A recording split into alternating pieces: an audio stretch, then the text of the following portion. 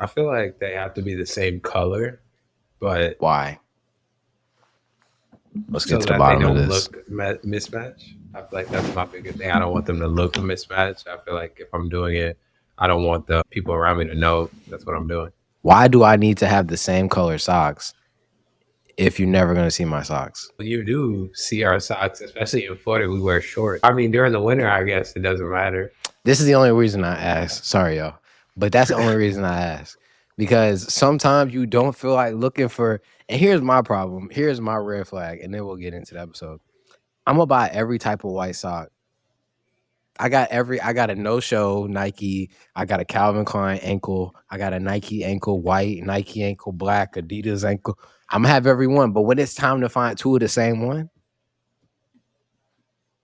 I don't have time. How does that even happen? You're supposed to put your socks away together.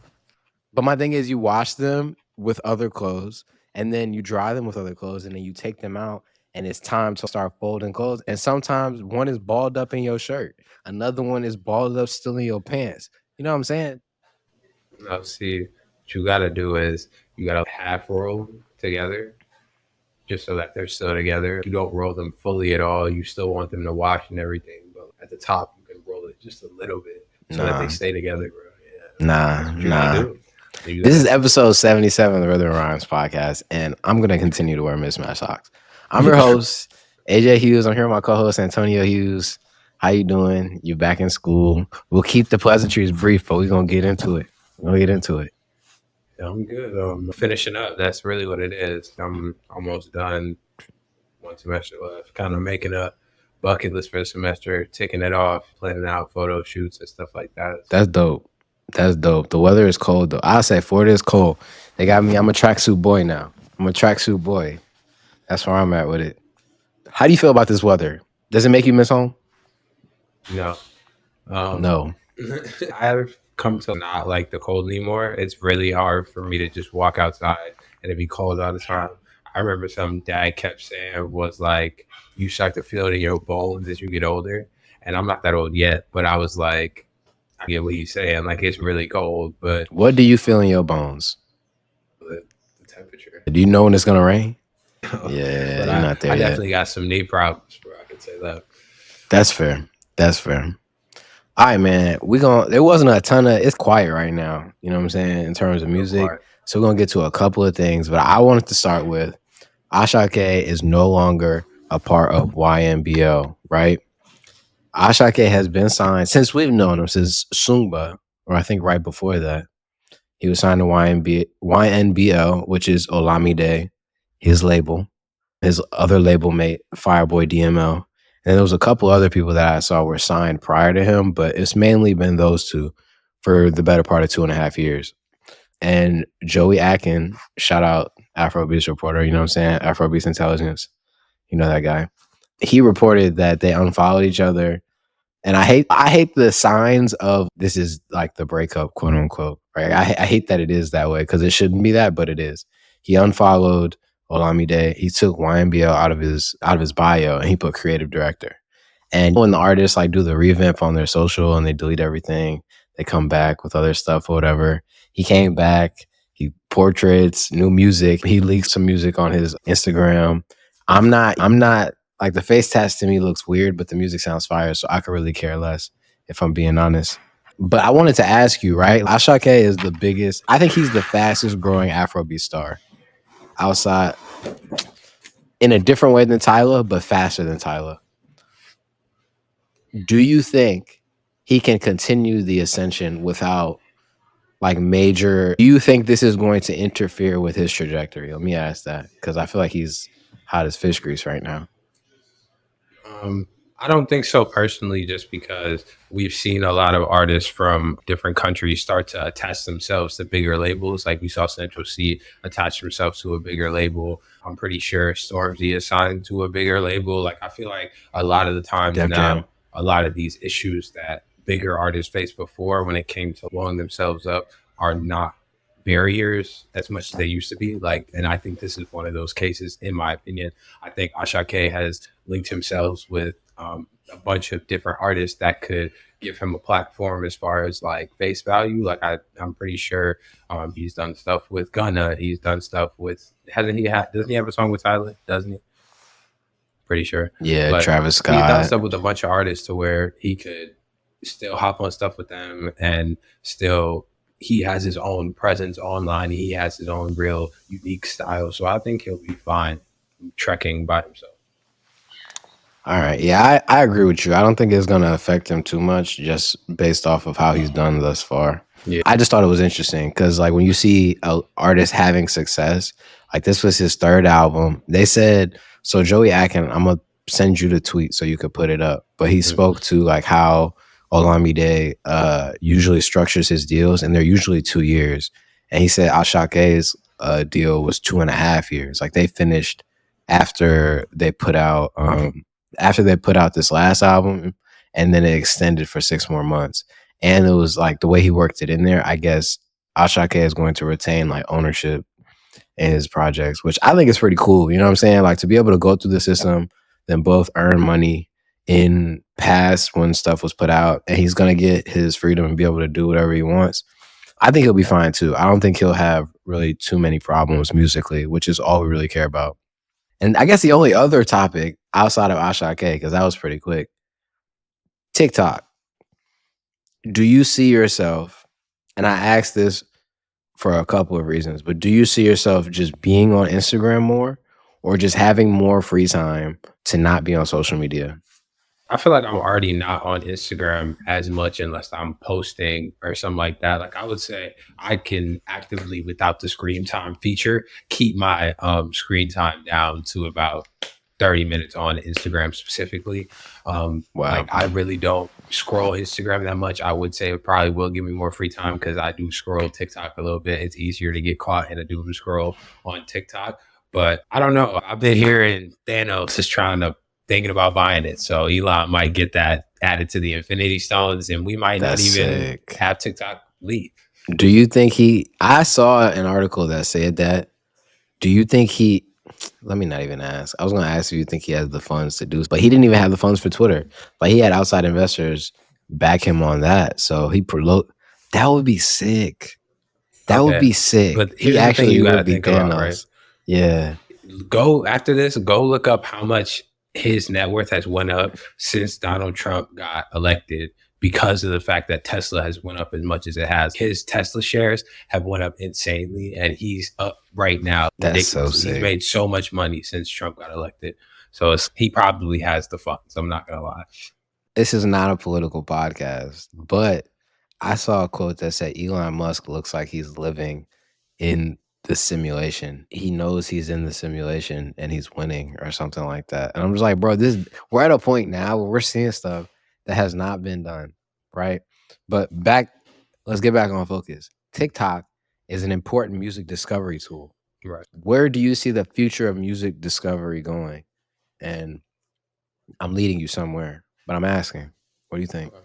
I think there's places like Triller. I think that people are still going to be using stuff like that to make small videos to be able to blow themselves up. Obviously, Instagram, Facebook, stuff like that. But I also believe there's going to be a lot more of the live streaming thing, maybe. Like, I feel like there might be more people trying to do the live stream thing so people can get their personalities. I feel like a lot of artists were using TikTok as a form of showing people their personalities as well as their, their work process. That was another thing. You saw a lot of artists come on and explain, oh, this time I made this song or this time I made this beat. And I think that could definitely be a way that people continue to market.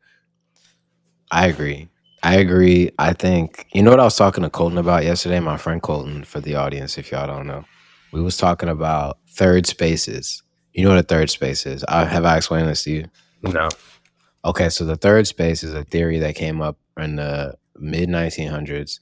Don't quote me on who said it. I read a couple of books. You know what I'm saying? Mm-hmm. Third space. So people spend the most time at home, at work, and a third alternative space, which kind of blends the two. It blends family, community, and like connection with other people outside of your immediate family type shit, right?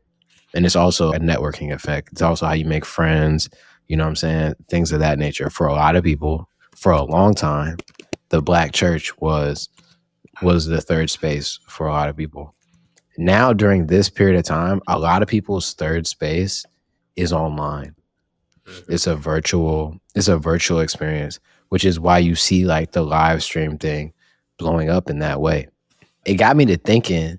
There's this girl on Twitter who I follow. She's like a tech content creator. She does a lot of interviews with like different tech giants and CEOs and stuff. And she has said that she feels like we're too far gone for some people to make the third space a physical space, whatever. Basically, so many people are so entrenched in technology and the online spaces, and they're so far away from being able to be in physical spaces, make friends, go out, and get past that social anxiety, that she feels like there is a subset of people in America that can never make a physical space the alternative space, meaning that as we birth more babies who turn into iPad children who have phones and et cetera, they're just going to get even more entrenched in the digital space online. And the reason I think about this is because like communities, businesses, events, parties, and stuff like that, they act as a third space, or they can. And that's what I wanted to do here with R&R. You know what I'm saying? But I think the duality of having the live stream effect and having an online presence, this is where the snowball has been going. It's inevitable. So it would behoove you to not be in those spaces. But I do think the physical space is going to influence the digital space a lot more. Like when I watch Culture FM, the DJ sets and stuff like that, the way that they're now capturing their DJ events is they're tailoring it to people watching at home, which is cool for me. But then it's also like they're selling tickets to these events. Like there's people there and they're recording the event and the live and everything, right? And I think it's going to be somewhat like the companies that are going to win moving forward are the ones that are going to be able to adapt and stay with the online presence, but also find ways to bring the people who are willing into the physical space. And so I think even though like Instagram will still be around, Facebook will still be around, YouTube will still be around. I don't know about Triller. I've never got on Triller myself, and I don't know nobody on Triller. But I do think a lot more people are just going to have to find alternative ways to advertise their messaging. Yeah, I don't know if I all the way agree with that lady. You don't think so? It's like how with the robots, people always talk about how one of the things that's missing with adding in robot integration into workspaces and into like human spaces is like the human connection of stuff. And I think people still do yearn for that. I think that it is a little different nowadays. People don't have those skills as much, but I think there's still people still have their tribe in the way. A lot of people do still have that tribe in the way.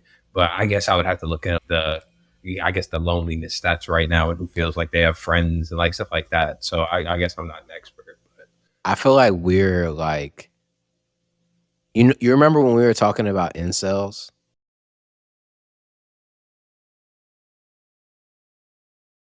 And it's, bro, we can't relate.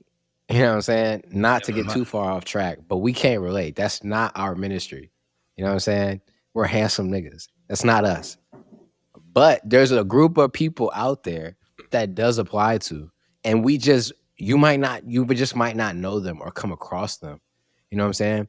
They say 30% of Japanese men are after like 21 or 25 or something like that, right? And this is just to say there are men out there that we may not come across or know, a large subset of people that just don't have the same experience as us. Because I agree with you. Those things you say that humans say that they yearn for and want and need, I want and need.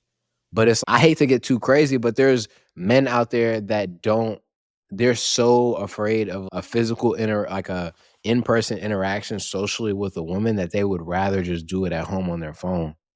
You know what I'm saying?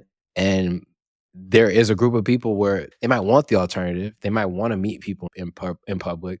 But another side of that is there's some people who just won't build up the courage to do so. Even if it's half of that group, that's a large enough swath of people to be like, yo, there's a large percentage of people just not going into physical spaces anymore.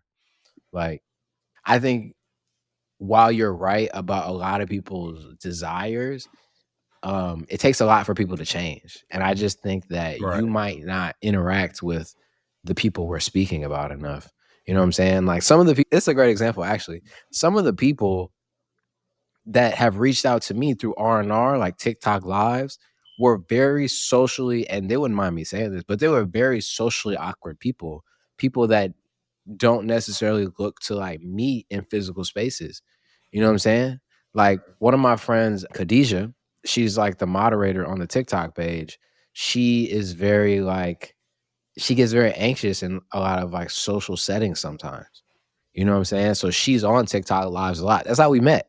So I think there's ways to serve multiple customers essentially now is what I'm saying. But yeah, I just remember that. So there's a group of people where it's just like it takes a lot for them to get to that physical space. But I do think like my hypothesis is if you serve them in the digital space enough, eventually they will be more open to doing something in the physical space, right? Like after she moderated the page for a couple of months, now we're having a conversation about doing a meetup in New York with everybody I've met on the page type. You know what I'm saying? After so long, it's possible.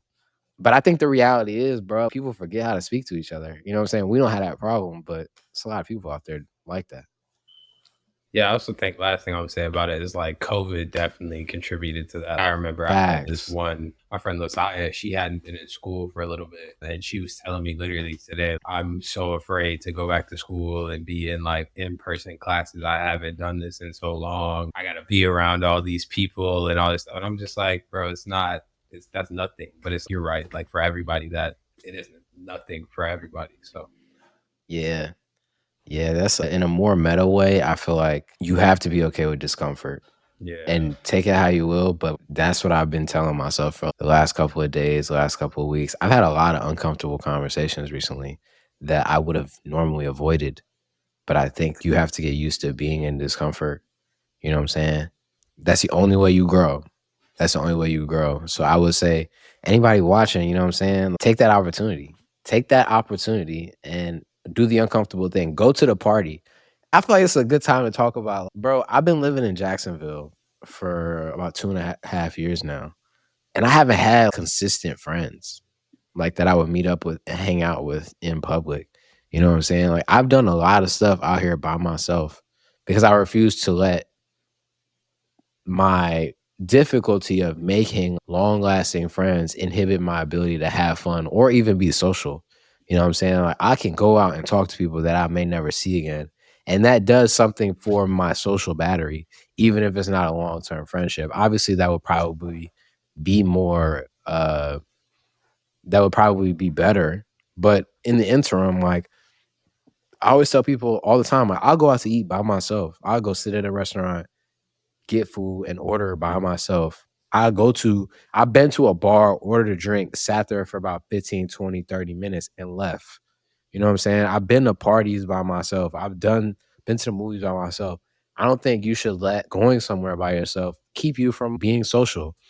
And I think even more so in music settings, right? What I found, like the amount of people I've met going to music events and concerts by myself has been like it's been eye opening because one, you shouldn't like Asha K jumping around on stage. Don't talk to me. Like, why are we talking? I'm watching him, right? So you don't even need to essentially be social in a situation like that. But afterwards or beforehand, you get to be social with the people who are also interested in this thing that you do. So I would encourage anybody watching this, if you're really into music, go do stuff music related by yourself and you'll meet people that are also into that stuff. I've been doing that Yeah. for years. And I would just encourage anybody watching this to do the same thing. Yeah, say yes to everything, and concerts are an easy way to meet a lot of people. Like, I have so many people that I still talk to or that I've run across, like, in different spaces that I met just through Lala, like, just Lala by itself. So, Yeah. definitely get out there. Yeah. He said do everything, say no to drugs. I said say yes Say to no. everything. He said say yes. He said say yes to everything. Say no to drugs. Yeah, that's Um, the definite. yeah. You know what I'm saying? Shout out to everybody out there who's socially awkward. Couldn't be me though. Couldn't be me though. New music. Bad Bunny dropped the album. Felt like what is a rollout anymore? I don't know what a rollout is. I feel like you start posting pictures on Instagram, that's a rollout now. That's a rollout now. So he's back. You know what I'm saying? Debí tirar más fotos, which translates to I should have took more photos. This album is, I can tell you how many songs and how long it is in just a moment. It is 17 songs, an hour and 2 minutes long. Features include artists that I've never come across. So Los Planeros de la Cresta, Omar Courts, Davey, Chewy, and then Right Now. People I don't know. I will say I've made it through about 5 songs on this so far. The first 3 songs, for me, I fall in and out of reggaeton. I really gotta be in the mood or get in the mood to listen to it. And the first 3 songs, especially the first one, Nueva Yol, which he says was inspired by a big Puerto Rican song that was popular in New York. I watched an interview of his a little while ago. That got me back in the mood. I thought I got back in the mood for reggaeton. I'm enjoying it thus far. Have you listened to this? Have you gave it a listen yet? Yeah, I've also liked it so far. I feel like it had a lot of old Spanish elements in it as far as musicality goes. I feel like there was a lot of stuff that I heard that sounded similar to Un Verano Sin Ti. I did feel like there was some elements of how we were talking about how a lot of the Spanish artists have began to put EDM sounds and that type of vibe on their albums. And I feel like once you get deeper into the album, you definitely start to hear that a little bit. But honestly, Bad Bunny really hasn't put out an album that I've disliked. I feel like he's at that I wouldn't even say Drake territory, but Drake territory where it's just like he's a legend of where he is. He is, yeah. What is your favorite Bad Bunny project if you have one? There's so bro, he's at 8 now. I forgot. Yeah, he's at 8 now. I would either say the one that's YHLQN DLG, or honestly the first one. I really liked X100 Pre. There's a lot of songs in there that I still listen to. Interesting. I like that. I'm looking at all these projects. The 2 that I listen to the least, El Último Tour del Mundo and Las que no iban a salir. I listen to them, but not to the extent in which I listen to the other ones. Yeah. I would say, for me, that J Balvin collab, that was when I became a fan. That was the album that made me a fan. The album that you mentioned, YHLQMDLG, that one got the most hits for me. Mm-hmm. So I would put that one. I'd put that one 1.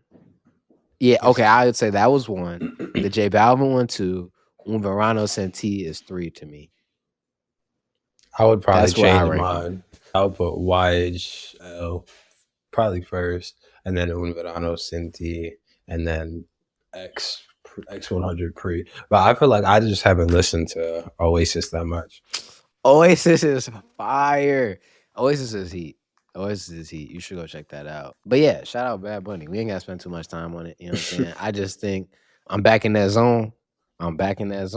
Yo, I'm moving 3 months and Miami looking enticing. Miami is looking enticing. I think I'm almost done with Jax. This is another story, but you know what I'm saying? I gotta get back in my Spanish bag. I practice my Spanish.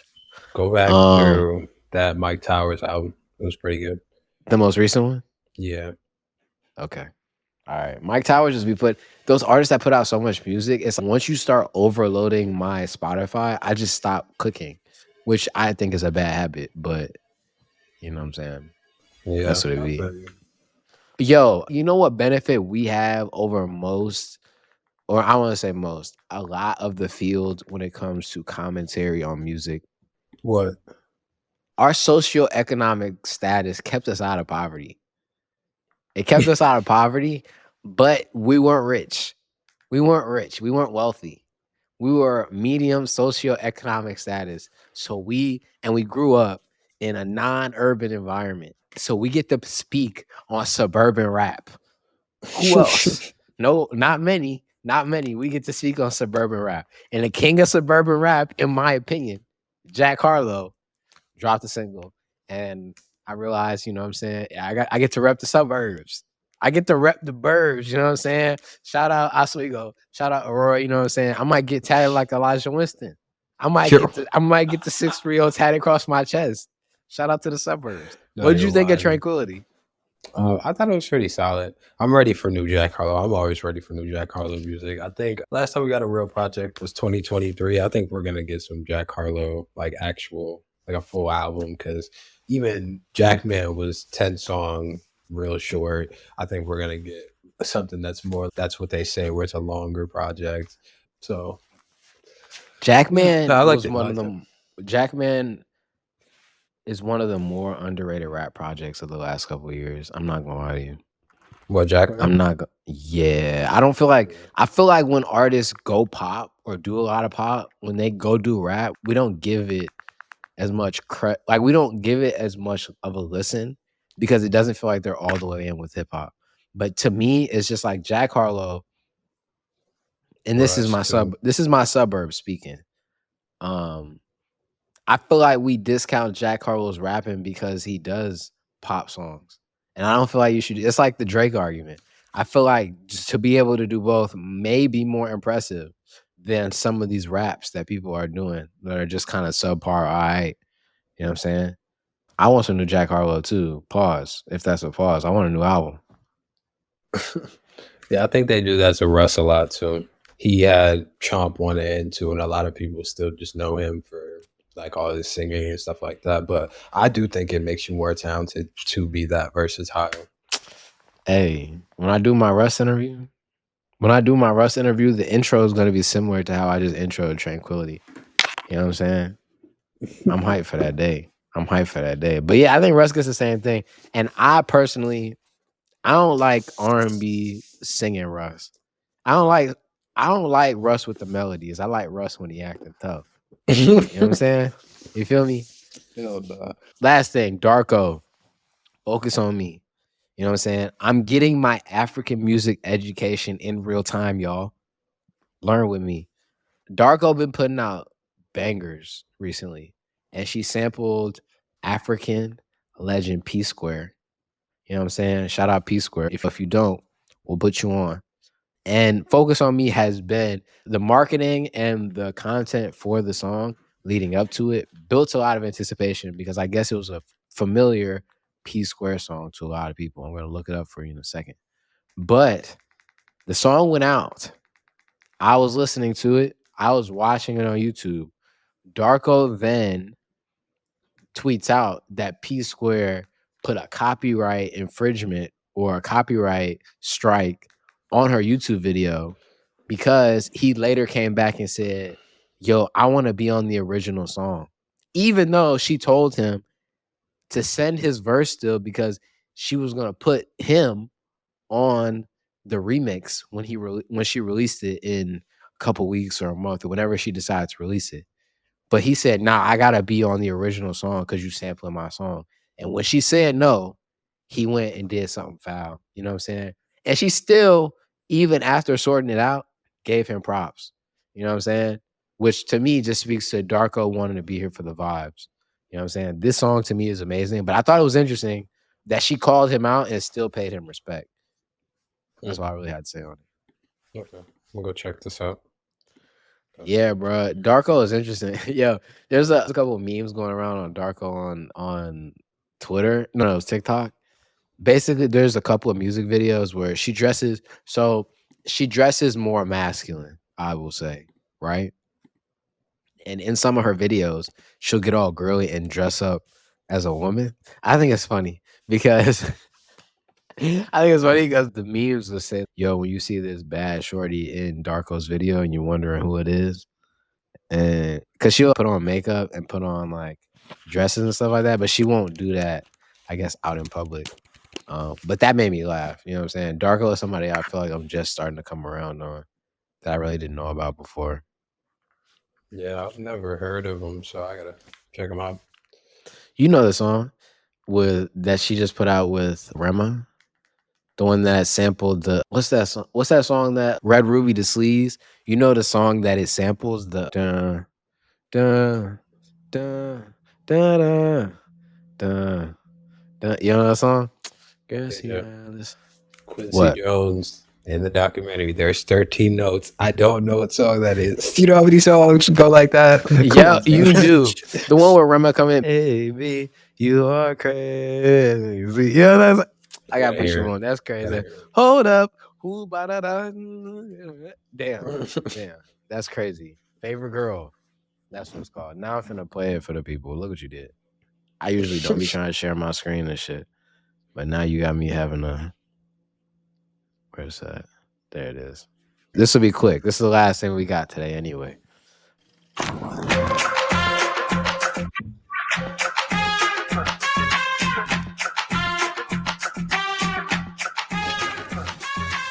Yeah, no, I know what you're talking about now. I had to hear it. I'm trying to show you all. You know what I'm talking about. Usually I let you go first, but I'm finna give people my songs first. This song comes back up for me every month, and I'm like, yo, this song is hard. Every time I hear it, You Go Kill Me featuring L by Sarkodie. That song goes crazy. I feel like I'm being so honest. Depending on who I'm married, that song might be at my wedding. Like that's one of those. Yo, have you seen the videos of the African weddings when they come out to the music and they start doing a dance with that girl or whatever? That would be the one. That would be the one. Yo, that might be my shit. That's the first one. And then damn, I'm gonna give y'all some Lil Baby. So Russian put out a song with Future and Lil Baby a little while ago. It's called Eminem. And I found it because I was listening to another Russian song and I heard Future. So he used a drop that said something like Russian. You went crazy on this one, but it was Future. And I was like, he got something with Future. So I went back and looked and I found it and it was fire. So Eminem by Russian, Future, and Lil Baby. You know what I'm saying? Yeah, I'll let you go and then I'll do the pleasantries. You know what I'm saying? What you got for us? Okay. So I hadn't been much of a, you probably haven't heard of No Cap, but there's a rapper called No Cap and he's pretty decent. I hadn't really Ghetto heard Angels. much of his music before. I had heard it a little bit, but bro. Ghetto Angels, yeah. I'd heard it a little bit, but I hadn't really listened to this album that came out in 2024. I did hear people talk about that it was really good, but I actually got to listen to it this week and I've loved what I've heard from it. So I'll just give out 2 songs from that. I really liked Baby Drake. I loved he really gives me the vibe of Rilo and even Rod Wave-ish, like with the melodies and stuff, but I think he's really good. He was sliding on that. And then Diamond Blick was also really good. So y'all go check out and check out that Diamond Blick by No Cap. So I know a couple No Cap songs. I'm hip. I don't care what y'all say. I'm hip. Ghetto Angels is fire. And then I also know he got a song with the baby that I like. Mm-hmm. It's called is it the Gucci Peacoat song? What is it? I think it is. Yeah. No, it's on the same album though. So Handgun by DaBaby featuring No Cap and Polo G. That song slap. If you like No Cap. Okay. I'm gonna listen to that. Yeah, man. You know what I'm saying? This is episode 77. I do want to say, bro, like, what do I want to say? Like, I like that this is now habitual. Yeah. I like this, and I don't want to stop. Yeah. That's what I'll say. Me neither. I don't want to stop. I'm saying, like, if anything, I just want to go crazier. Yeah. That's what I'll say. That's where I'll leave it.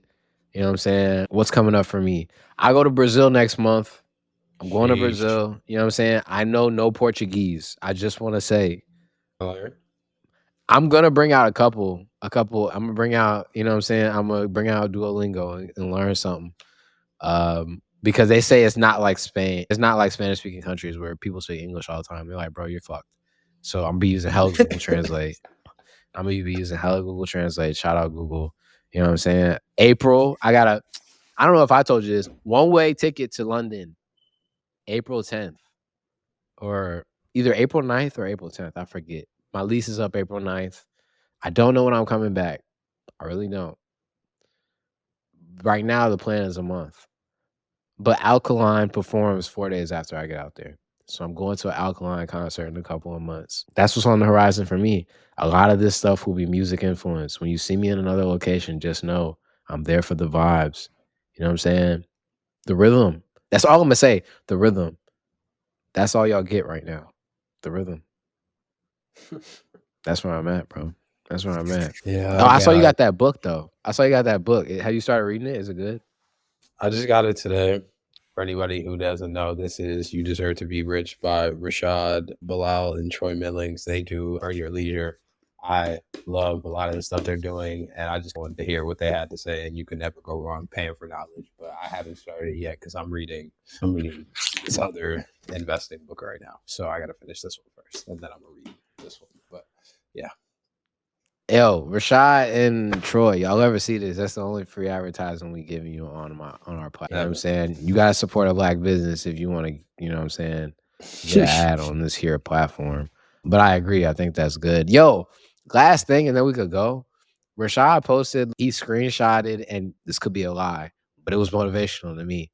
He screenshotted the increase in his portfolio in a day. It went up 3% or like 2.9% or something like that. It said it went up $79,000. I could have done it the long way, you know what I'm saying? Long math, could have wrote that shit out. Shout out Gemini for, you know what I'm saying, making me stupider. I just asked Gemini.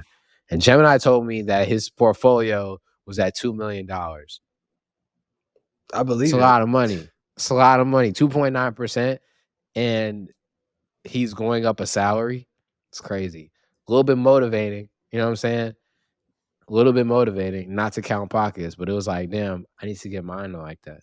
You know what I'm saying? By 40, I need to be, can I beat 2 mil by 40? Yeah. But we just gotta turn up. Yeah. Buy the right stuff. Keep stacking. Yo, You Go Kill Me. Sarkodie. Go listen to it. Might be at my wedding. Y'all go see me out there. You know what I'm saying? Like, subscribe, all that good stuff. We doing well on YouTube. We about to cross 1K. You know what I'm saying? We about to cross 1K. That's all I gotta say. We'll see y'all later. Peace.